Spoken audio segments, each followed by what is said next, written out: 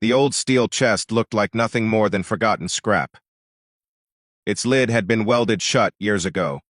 Rust had eaten through the corners, and someone had written "Junktwe $100" across the front with white chalk. People laughed as the final bid landed on a quiet young woman standing alone near the back of the estate auction. She didn't argue, didn't smile, and didn't explain why she wanted it. She simply handed over the $100 she had been saving for weeks, and arranged to haul the chest home. If you believe in kindness and second chances, please like, comment, share, and subscribe to Kindness Corner. The young woman's name was Maren Holt. At 26, she repaired farm equipment in a small repair shed outside the town of Red Creek. It wasn't glamorous work, but she loved fixing things other people had given up on. Old tractors, broken generators, rusted toolboxes if it could be repaired. She'd at least try. Business wasn't great, though. Farmers were struggling, and many delayed repairs until they absolutely had no choice. Every dollar mattered. She had only come to the estate auction because an elderly machinist named Leonard Ashby had passed away without family nearby. His workshop was being emptied piece by piece. Maren admired Leonard from a distance while growing up. He had been one of the few people who treated young mechanics with respect, regardless of age or experience. She had never met him properly, but everyone knew he hated throwing useful things away.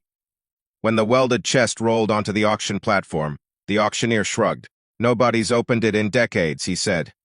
"Could be empty, could be bricks." The crowd chuckled. A man in a bright red polo laughed the loudest. His name was Curtis Doyle, owner of the largest equipment dealership in the county. He pointed toward Maren after she made her bid. "You're paying $100 for a box nobody can even open." More laughter followed. Maren simply answered, "Maybe someone sealed it for a reason." Curtis shook his head.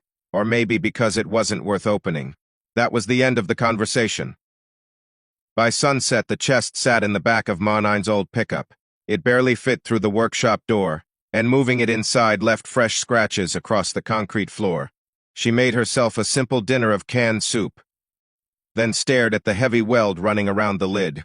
She wasn't hoping for treasure. Honestly, she expected old bolts, broken tools, or maybe nothing at all. Still, curiosity has a funny way of keeping people awake. Just after 9 that evening, she rolled out her grinder, protective glasses, and welding gloves. Sparks bounced across the shop floor as she carefully followed the old weld line inch by inch. Whoever sealed the chest had done professional work decades earlier. It took nearly 2 hours before the final section finally gave way. The lid lifted only an inch at first. Dust escaped into the cool night air. Inside were dozens of carefully wrapped cloth bundles. Not gold, not stacks of cash, not jewelry.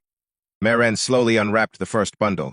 It contained handmade precision measuring tools, each engraved with Leonard Ashby's initials. Another bundle held custom metal gauges. Then came notebooks. Hundreds of pages.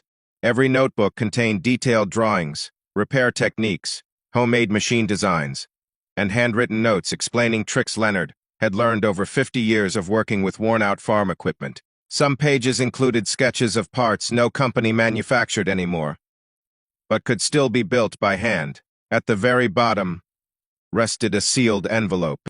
Across the front, in faded ink, were simple words: "For the mechanic who still believes broken things deserve another chance." Maren sat quietly before opening it. Inside was a short handwritten letter. Leonard explained that he had welded the chest shut after retiring because too many collectors only cared about selling his life's work piece by piece. He hoped one day someone willing to put in the effort would earn what was inside instead of simply buying it easily. "If you opened this," the letter read, "you already proved patience matters more than luck." Maren smiled to herself. The next morning she returned to the auction office. Not to brag, but to ask whether Leonard had ever mentioned apprentices or local schools. Nobody knew much. Instead of hiding the notebooks away, Maren spent months organizing every drawing.